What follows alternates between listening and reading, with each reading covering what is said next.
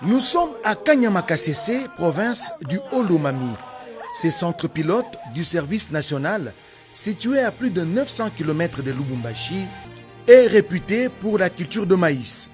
Il a fallu plus de 3 mois d'activité avec ces tracteurs de dernière génération, soit d'octobre à décembre 2020, pour apprêter les sols à recevoir la semence de maïs.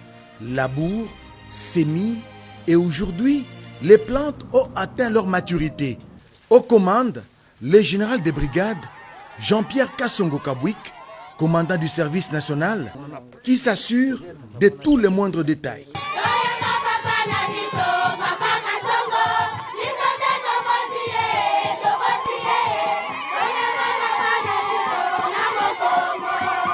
La moisson a blanchi.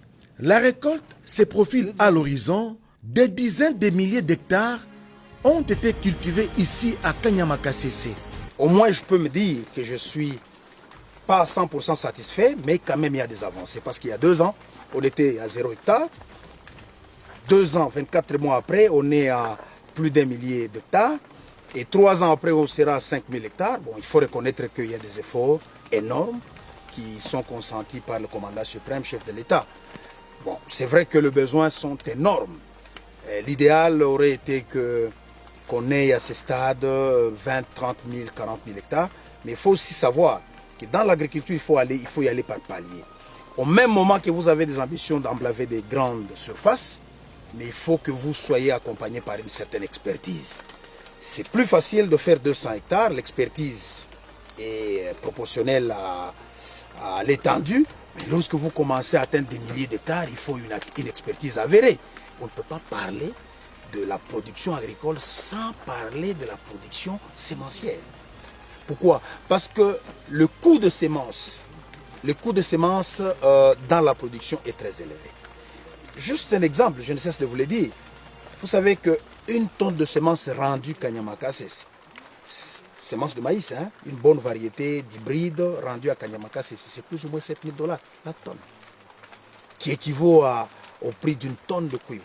Bon, si vous devez faire 100 000 hectares, vous avez besoin de 2500 tonnes. Pour faire 100 000 hectares, vous avez besoin de 2500 tonnes de semences. Et vous multipliez à ce prix-là, vous achetez la semence de plus de 10 millions de dollars. Donc 10 millions de dollars vont aller juste à l'achat de la semence. Mais pourtant, avec ces 10 millions, si nous développons la filière sémencière, c'est suffisant, non pas seulement pour produire la semence qui va être utilisée sur le 100 000 hectares, mais au-delà. Donc, on ne sait pas réussir la relance de l'agriculture en République démocratique du Congo sans passer à la filière semence. C'est des vastes étendues de champs à perte de vue qui attendent livrer leurs secrets d'ici février 2021. Sentiment de satisfaction du général de brigade et commandant du service national, Jean-Pierre Kassongo, qui rêve grand pour le service national. Au moins, je peux me dire que je suis pas à 100% satisfait, mais quand même, il y a des avancées. Parce qu'il y a 2 ans, on était à 0 hectare. 2 ans, 24 mois après, on est à plus d'1 millier d'hectares.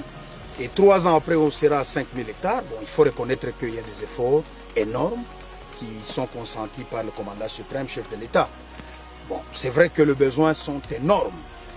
L'idéal aurait été qu'on ait à ce stade 20, 30 000, 40 000 hectares. Mais il faut aussi savoir que dans l'agriculture, il faut y aller par palier. Lors de la 42e réunion du Conseil des ministres, présidée par le commandant suprême, chef de l'État, les instructions claires ont été données au commandant du service national de redynamiser le service national sur l'ensemble du territoire.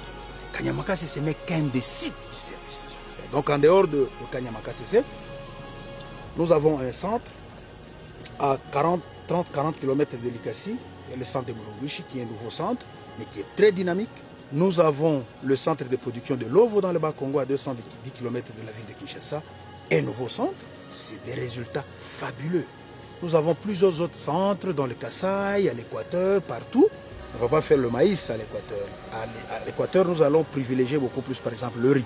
Nous avons un centre en Kundi dans le Bas-Congo, dans le Congo central. Nous allons développer la filière riz. Donc, tu vois, chaque province a une particularité ou une spécialité. Kanyama Kasese recèle un potentiel inestimable avec ses 64 000 hectares de terres arables.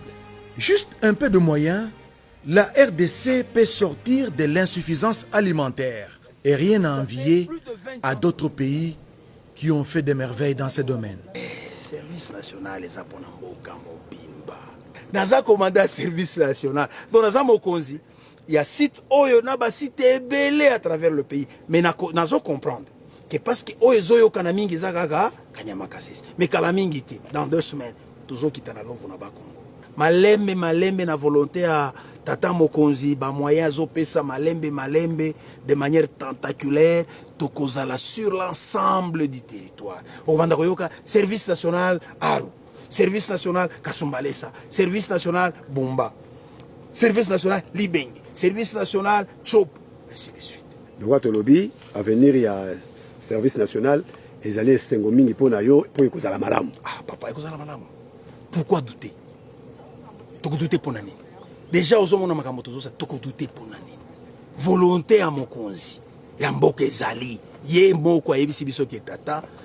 Monsieur, allez là-bas, le service national, je veux qu'il devienne comme ça. Il a donné une vision. Il a donné une vision, il va donner la provision.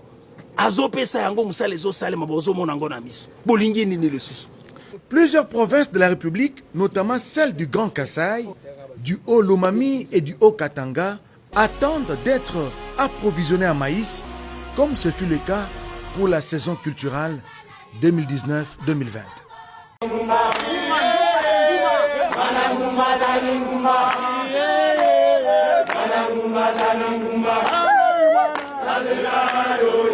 Hallelujah.